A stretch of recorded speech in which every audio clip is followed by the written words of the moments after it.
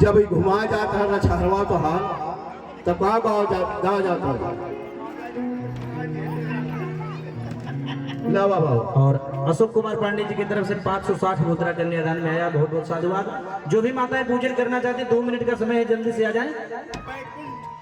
ये देखिए बैकुंठ जी की तरफ से 100 रुपया दान प्रदान किया, भगवान उनकी मनोकामना को पूर्ण करे। नन्हे दुबे जी की तरफ से 201 रुपया दान प्रदान हुआ, भगवान इनकी मनोकामना पूर्ण करे।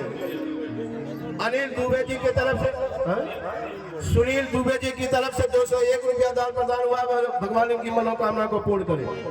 शर्माइए मत, इसमें शर्माने की बात नहीं है। कि समझिए आज आप लोगों के बीच अच्युतानंद पांडे ग्राम सौलाहा निवासी भगवान की झांकी में 100 रुपया दान प्रदान करते हैं, भगवान इनकी मनोकामना को पूर्ण करे। है पहले पैसा देखा करे, बात में बात करें। ये हर हर हर हर आवत में पहले देखा जाए। राजू धर्मवीर यादव के तरफ से 251 रुपया दान प्रदान हुआ, भगवान इनकी मनोकामना को पूर्ण करे। हर केस